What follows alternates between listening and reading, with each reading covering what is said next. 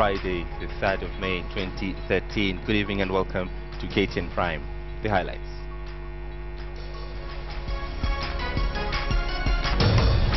The timing and show of collective greed is in total disregard of the values and principles of the Constitution regarding the management of and the governance over public resources. United against greed, activists condemn MP's pay plan.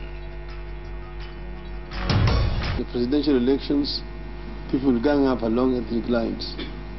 Somebody offers to run, is being seen as the flag bearer of his community in that race. And that does not inspire confidence and unity in the country. Which way Kenya? Why Raila wants a parliamentary system? Dangerous buffalo, 2 killed in horror crash. And born it is, a deal at last on Mutula's burial site.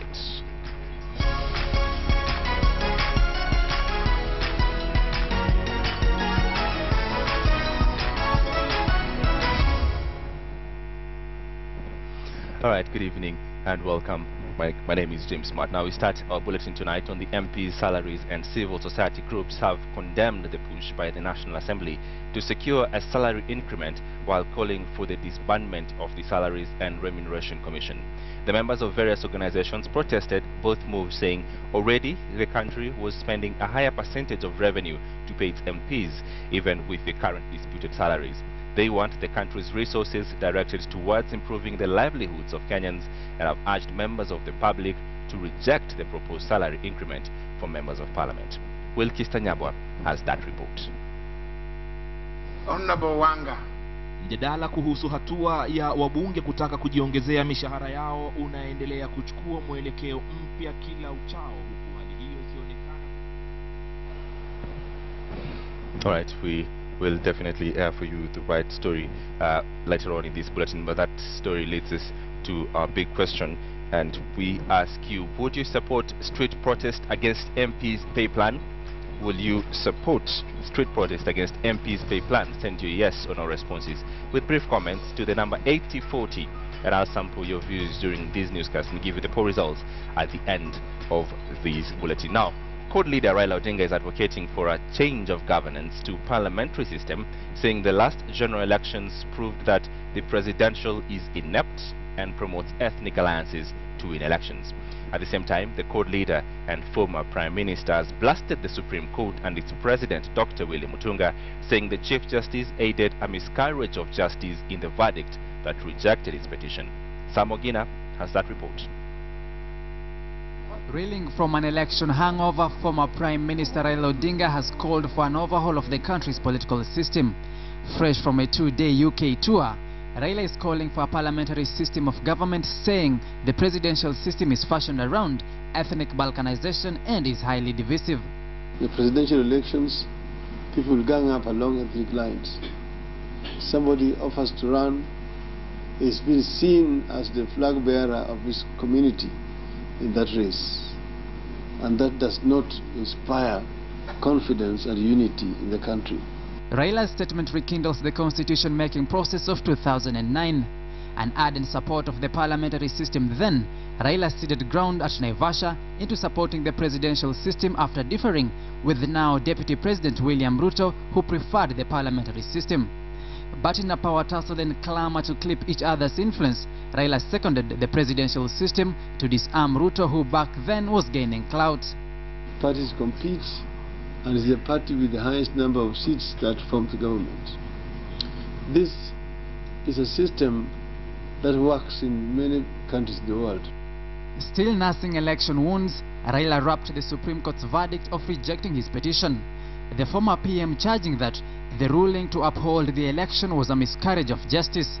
Is that the court of law, or court of justice, or of injustice? That's why when the Chief Justice feels offended, he must know that there are many Kenyans who feel more offended than him. The 6th ballot election. Equally on Raila's range of fire was the electoral body, IEBC. The court leader saying the electoral institution's credibility was badly dented in the conduct of the election and requires a complete overhaul. Raila indicted the IEBC, saying it carried an exercise riddled with flaws. It means that the reforms which were carried out were not sufficient. That's why we are saying that going forward, this IEBC must be reformed. Despite having turned down an earlier offer to return to Parliament, Raila may be considering joining former Vice President Kalonzo Musyoka in yet to be hatched return to Parliament plan. I have been approached, but I said I will talk sometimes. I've not made up my mind. Raila returns from a two-day conference on Africa leadership organized by the Times newspaper. Samogina, KTN, Nairobi. Alright, let's revisit our top story on that MP salary issue, and civil society groups have condemned the push by the National Assembly to secure a salary increment while calling for the disbandment of the Salaries and Remuneration Commission. The members of various organizations protested both moves, saying already the country was spending a higher percentage of revenue to pay its MPs, even with the current disputed salaries. They want the country's resources directed towards improving the livelihoods of Kenyans, and have urged members of the public to reject the proposed salary increment from members of parliament. Wilkis Tanyabwa has that report. It is a battle that the MPs believe they have what it takes to win, removing the current members of the Salaries and Remuneration Commission to pave way for their hefty increase, and civil society groups are enraged. We are deeply concerned and disappointed that at a time when Kenyans are looking for a break from the past, legislators drawn from both houses of parliament are hell-bent on increasing their salaries through threats and arm-twisting tactics that go against the constitutional standards of behavior demanded of both public and state officers. Members of the Kenya Human Rights Commission, Transparency International, Bunge la Wananchi and other groups argue that the Salaries Commission is a constitutional body and its members cannot be removed unless it can be proved that they have violated the law. The Commission has set the minimum salary for MPs at 532,500 shillings every month. With this sum, every year each Member of Parliament would earn 6.3 million shillings. The total salary for all 349 MPs would then add up to over 11 billion shillings in 5 years, and there is more. The public should be aware that the proposed salary of 532,500 is not the total amount MPs earn. There are other perks that the MPs enjoy, and the public should be aware of this fact. This means that they earn a total of 1.2 million as it is. The activists now pointing out that Kenya currently spends 35% of all revenue collected on its wage bill, far higher than other countries spend. They now want the government to redirect these funds. Security, education and health, infrastructure and food security require more urgent attention compared to MP salaries. They want the government to respond to their demands in 10 days or face street protests. Wilkis Anyabwa, KTN Prime. Well, as and formula, that story leads us to a big question, and we're asking you, would you support street protest against MP's pay plan? Would you support street protest against MP's pay plan? Send your yes or no responses with brief comments to the number 8040, and I'll sample your views during this newscast and give you the poll results at the end of this live bulletin. Now, Kenya joined the rest of the world in marking the World Press Freedom Day, with the Standard Group CEO Sam Shuley urging media owners to ensure that safety and security of journalists is given top priority. Shuley observed that though Kenya provides a robust environment for journalists to practice compared to other countries in the African continent, journalists continue to suffer harassment and intimidation, especially when they expose corruption and other evils in the society. Patrick Amimo has that report. Came amid growing worry about the safety of journalists. And here, they observed a minute of silence for journalists who have been killed in the line of duty this year. According to global statistics, 89 journalists have been killed in the last 1 year alone. In the same period, 38 journalists were kidnapped, 879 arrested, and 1,903 were physically attacked or threatened. Journalists on the online platform and social media were not spared either. 47 netizens and citizen journalists were killed in the last 1 year and 144 bloggers arrested. In Zimbabwe, the worst threat is through repressive media laws. The threat of criminal charges which may lead to a prison sentence has all too often been used to silence journalists and has stopped them from doing their work. In Kenya, the major concern is about harassment and intimidation of journalists from state and non-state actors. A few days this week, there was an attempt to kidnap one of our journalists in Mombasa. Actually, they kidnapped the wrong guy. Fortunately, they discovered that he was the wrong guy, and they released the gentleman. But these were 5 armed guys. The safety of the journalists is our business, and it takes first priority. We need to do more to safeguard the safety of individual journalists. And I'm not necessarily talking about Kenya here. But there are too many countries, also in Africa, also elsewhere, where journalists are subjected to threats. The participants called for greater protection of journalists to ensure free expression is not frustrated. Patrick Amimo, KTN. All right, President Uhuru Kenyatta made his second foreign tour, this time to attend the 21st Extraordinary Summit of IGAD Heads of State and Government in Ethiopia. Addressing heads of state at the Extraordinary Summit on Somalia, Uhuru urged for technical and logistical support for the country that is gradually getting back to its feet after years of civil strife. However, he expressed skepticism over the lifting of the arms embargo on Somalia, saying safeguards should be instituted to ensure arms don't fall into the wrong hands.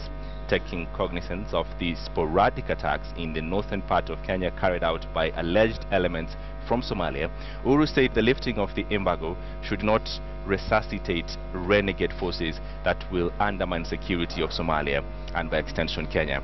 Meanwhile, President Uhuru Kenyatta is expected to visit London at Britain's invitation next week for a conference on Somalia. This is being viewed as an important diplomatic victory, considering that Britain and other countries had indicated that if he won, they would only have essential contacts with him because of the ICC cases. Alright, now to your favorite TV crime series, Case Files. And immediately after this bulletin at 9:30 p.m, KTN's Dennis Onsarigo traces the last steps of former University of Nairobi lecturer Crispin Odhiambo Mbai.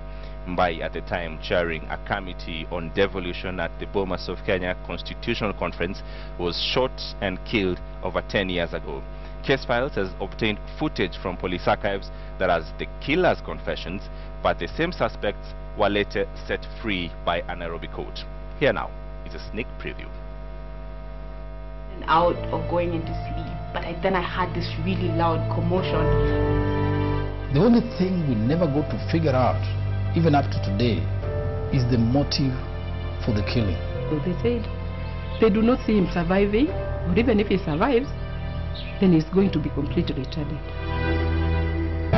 All the suspects, all the 3 suspects, what they say is same.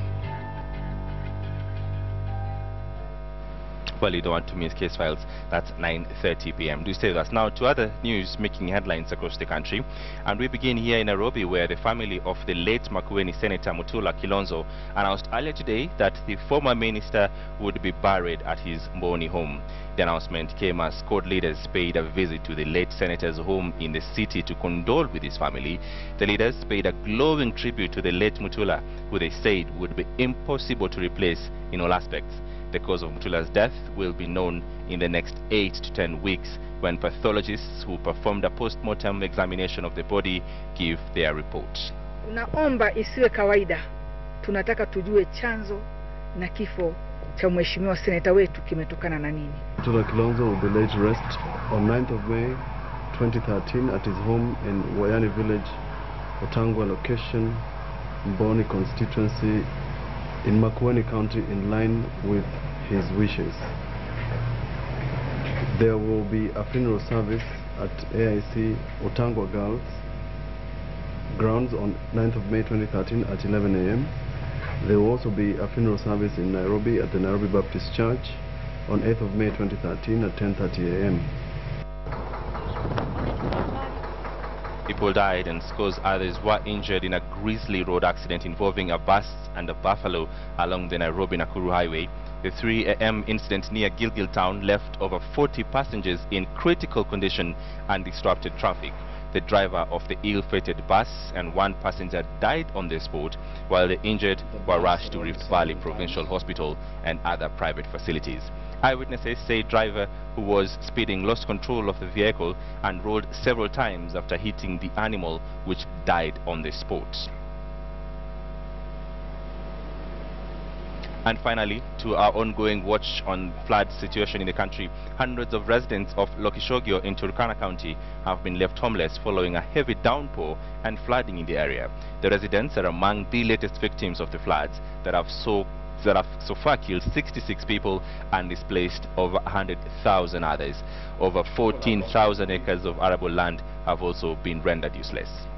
To you, from the bottom of our hearts, to provide some support in kind, whether it's in building materials, it's in iron sheeting, it's in tools, it's in seeds. Alright, a reminder of a big question. We ask you, would you support street protest against MP's pay plan? Would you support street protests against MP's pay plan? Send your yes or no responses with brief comments to the number 8040, and I'll sample your views during this live newscast and give you the poll results at the end of this bulletin. Just ahead.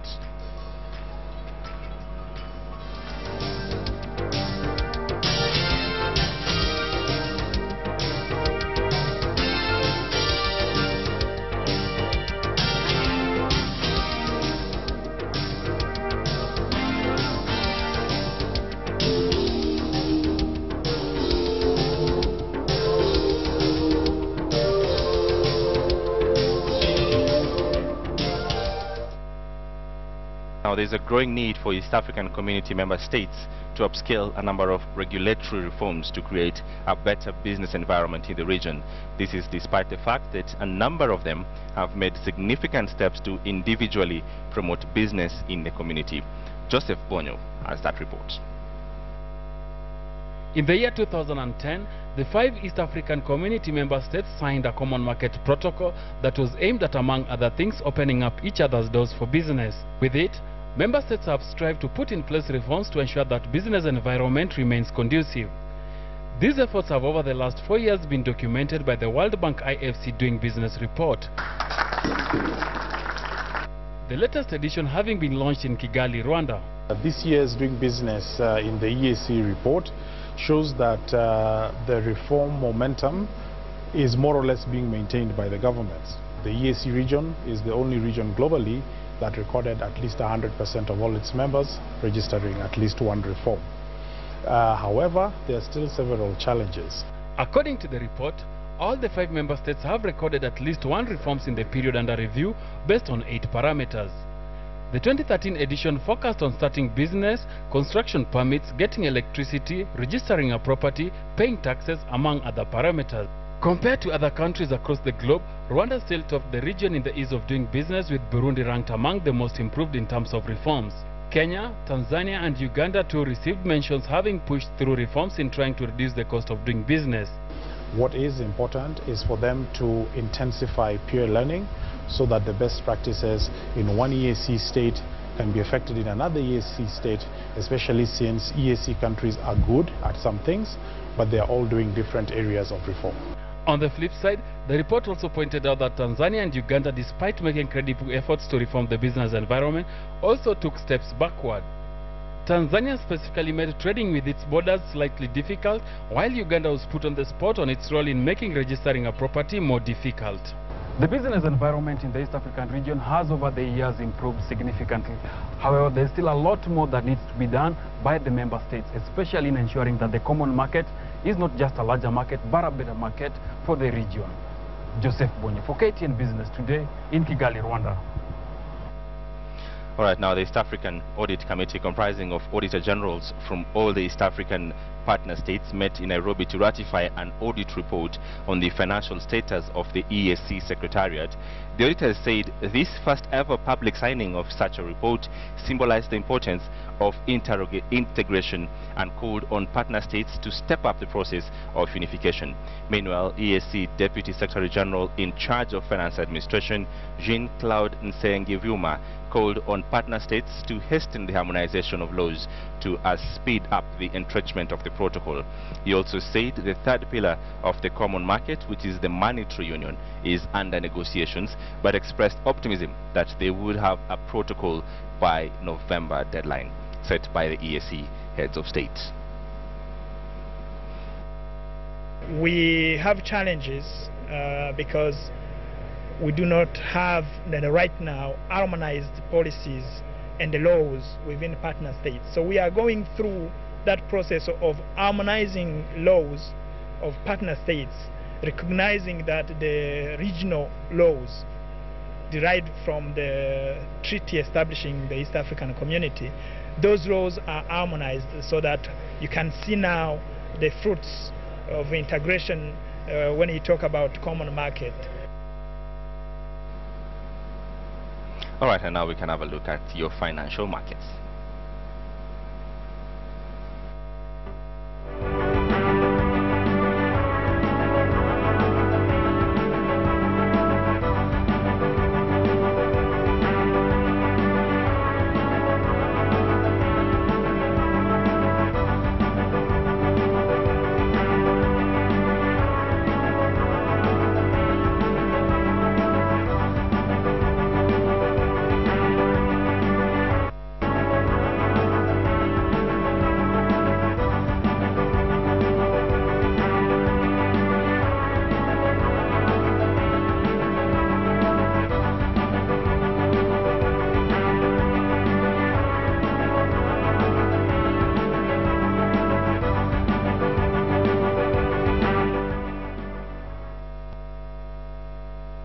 Presidential elections, people gang up along ethnic lines.